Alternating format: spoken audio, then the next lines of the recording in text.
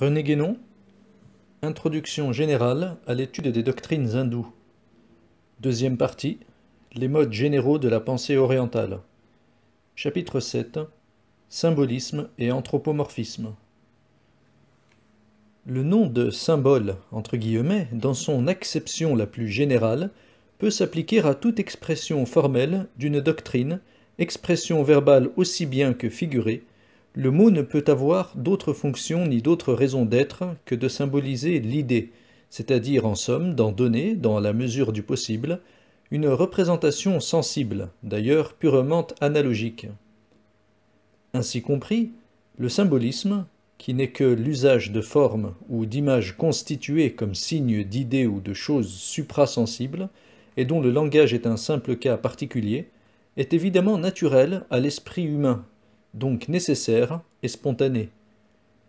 Il est aussi, dans un sens plus restreint, un symbolisme voulu, réfléchi, cristallisant en quelque sorte dans des représentations figuratives les enseignements de la doctrine, et d'ailleurs, entre l'un et l'autre, il n'y a pas, à vrai dire, de limite précise, car il est très certain que l'écriture, à son origine, fut partout idéographique, c'est-à-dire essentiellement symbolique, même dans cette seconde acception, encore qu'il n'y ait guère qu'en Chine qu'elle le soit toujours demeurée d'une façon exclusive.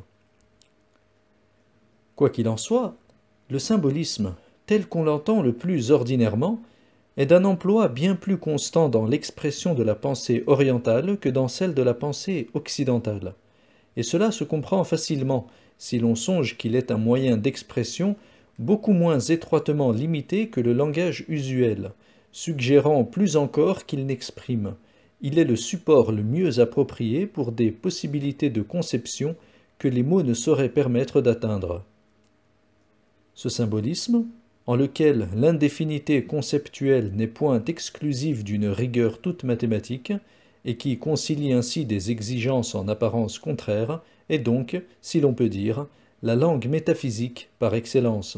Et d'ailleurs, des symboles primitivement métaphysiques ont pu, par un processus d'adaptation secondaire parallèle à celui de la doctrine même, devenir ultérieurement des symboles religieux. Les rites, notamment, ont un caractère éminemment symbolique, à quelque domaine qu'ils se rattachent, et la transposition métaphysique est toujours possible pour la signification des rites religieux, aussi bien que pour la doctrine théologique à laquelle ils sont liés. Même pour des rites simplement sociaux, si l'on veut en rechercher la raison profonde, il faut remonter de l'ordre des applications, où résident leurs conditions immédiates, à l'ordre des principes, c'est-à-dire à la source traditionnelle, métaphysique en son essence. Nous ne prétendons point dire, d'ailleurs, que les rites ne soient que de purs symboles. Ils sont cela, sans doute, et ils ne peuvent ne pas l'être, sous peine d'être totalement vides de sens. Mais on doit en même temps les concevoir comme possédant en eux-mêmes une efficacité propre, en tant que moyen de réalisation, agissant en vue de la fin à laquelle ils sont adaptés et subordonnés. C'est là évidemment, sur le plan religieux, la conception catholique de la vertu du sacrement, entre guillemets. C'est aussi, métaphysiquement, le principe de certaines voies de réalisation dont nous dirons quelques mots dans la suite, et c'est ce qui nous a permis de parler de rites proprement métaphysiques. De plus, on pourrait dire que tout symbole, en tant qu'il doit essentiellement servir de support à une conception, a aussi une très réelle efficacité, et le sacrement religieux lui-même, en tant qu'il est un signe sensible, a précisément ce même rôle de support pour l'influence spirituelle entre guillemets, qui en fera l'instrument d'une régénération psychique immédiate ou différée, d'une façon analogue à celle où les potentialités intellectuelles incluses dans le symbole peuvent susciter une conception effective ou seulement virtuelle, en raison de la capacité réceptive de chacun. Sous ce rapport, le rite est encore un cas particulier du symbole. C'est, pourrait-on dire, un symbole agi, entre guillemets, mais à la condition de voir dans le symbole tout ce qu'il est réellement, et non pas seulement son extériorité contingente.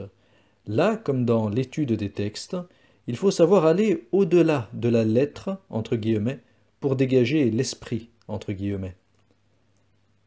Or, c'est là précisément ce que ne font point d'ordinaire les Occidentaux. Les erreurs d'interprétation des orientalistes fournissent ici un exemple caractéristique, car elles consistent assez communément à dénaturer les symboles étudiés de la même façon que la mentalité occidentale, dans sa généralité, dénature spontanément ceux qu'elle rencontre à sa portée. La prédominance des facultés sensibles et imaginatives est ici la cause déterminante de l'erreur.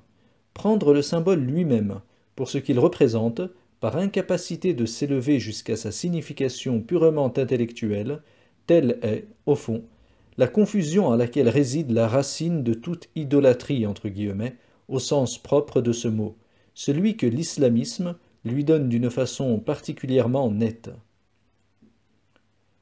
Quand on ne voit plus du symbole que la forme extérieure, sa raison d'être et son efficacité actuelle ont également disparu. Le symbole n'est plus qu'une idole, entre guillemets, c'est-à-dire une image vaine, et sa conservation n'est que superstition, entre guillemets, pure, tant qu'il ne se rencontrera personne dont la compréhension soit capable, partiellement ou intégralement, de lui restituer de manière effective ce qu'il a perdu, ou du moins ce qu'il ne contient plus qu'à l'état de possibilité latente. Ce cas est celui des vestiges que laisse après elle toute tradition dont le vrai sens est tombé dans l'oubli, et spécialement celui de toute religion que la commune incompréhension de ses adhérents réduit à un simple formalisme extérieur. Nous avons déjà cité l'exemple le plus frappant peut-être de cette dégénérescence, celui de la religion grecque. C'est aussi chez les Grecs que se trouve à son plus haut degré une tendance qui apparaît comme inséparable de l'idolâtrie, entre guillemets, et de la matérialisation des symboles, la tendance à l'anthropomorphisme. Ils ne concevaient point leurs dieux comme représentant certains principes, mais ils se les figuraient véritablement comme des êtres à forme humaine, doués de sentiments humains et agissant à la manière des hommes. Et ces dieux, pour eux, n'avaient plus rien qui pût être distingué de la forme dont la poésie et l'art les avaient revêtus. Ils n'étaient littéralement rien en dehors de cette forme même. Une anthropomorphisation aussi complète pouvait seule donner prétexte à ce qu'on a appelé, du nom de son inventeur, l'évémérisme, entre guillemets, c'est-à-dire à la théorie d'après laquelle les dieux n'auraient été à l'origine que des hommes illustres. On ne saurait, à la vérité, aller plus loin dans le sens d'une incompréhension grossière, plus grossière encore que celle de certains modernes, qui ne veulent voir dans les symboles antiques qu'une représentation ou un essai d'explication de divers phénomènes naturels, interprétation dont la trop fameuse théorie du mythe solaire, entre guillemets, est le type le plus connu. Le mythe, entre guillemets, comme l'idole, entre guillemets, n'a jamais été qu'un symbole incompris. L'un est dans l'ordre verbal, ce que l'autre est dans l'ordre figuratif.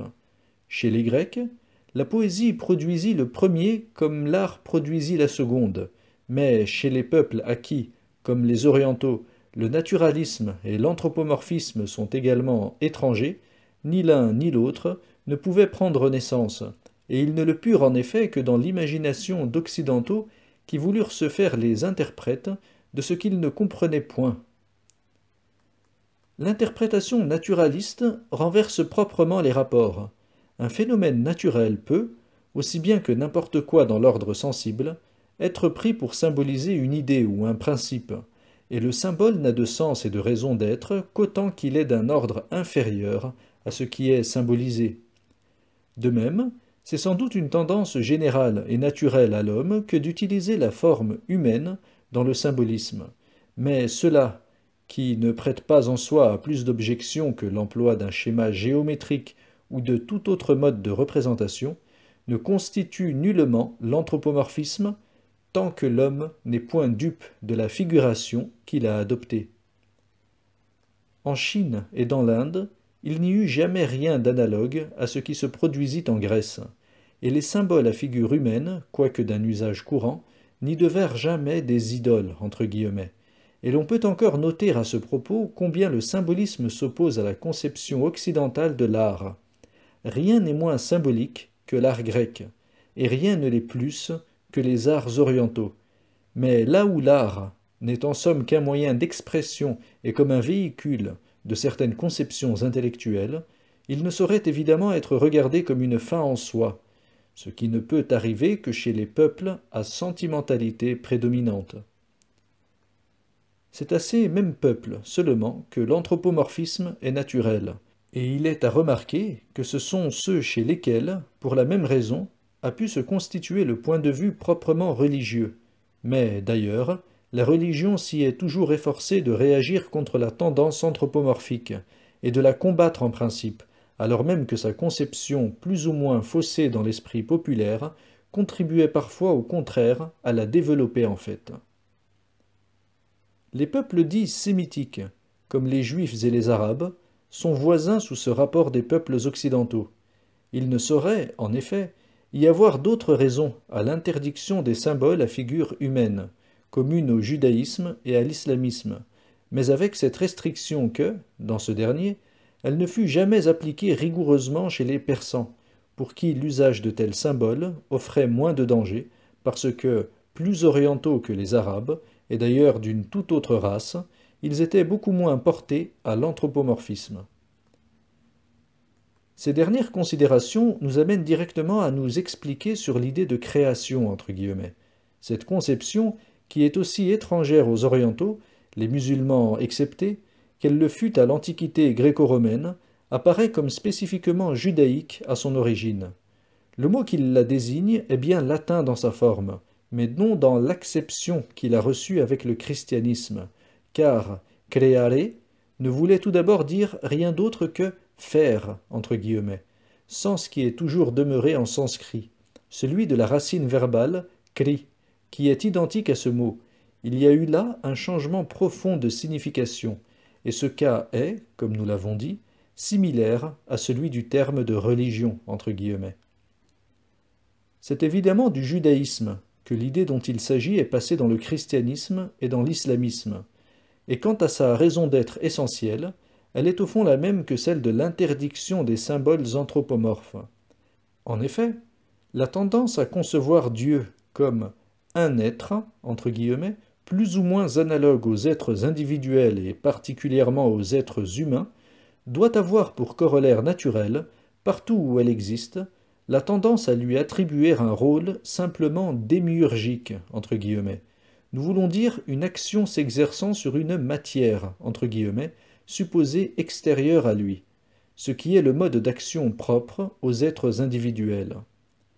Dans ces conditions, il était nécessaire, pour sauvegarder la notion de l'unité et de l'infinité divine, d'affirmer expressément que Dieu a, ouvrons les guillemets, fait le monde de rien, fermons les guillemets, c'est-à-dire, en somme, de rien qui lui fût extérieur, et dont la supposition aurait pour effet de le limiter en donnant naissance à un dualisme radical. L'hérésie théologique n'est ici que l'expression d'un non-sens métaphysique, ce qui est d'ailleurs le cas habituel, mais le danger, inexistant quant à la métaphysique pure, devenait très réel au point de vue religieux, parce que l'absurdité, sous cette forme dérivée, n'apparaissait plus immédiatement. La conception théologique de la création, entre guillemets, est une traduction appropriée de la conception métaphysique de la manifestation universelle, entre guillemets, et la mieux adaptée à la mentalité des peuples occidentaux. Mais il n'y a d'ailleurs pas d'équivalence à établir entre ces deux conceptions, dès lors qu'il y a nécessairement entre elles toute la différence des points de vue respectifs auxquels elles se réfèrent. C'est là un nouvel exemple qui vient à l'appui de ce que nous avons exposé dans le chapitre précédent.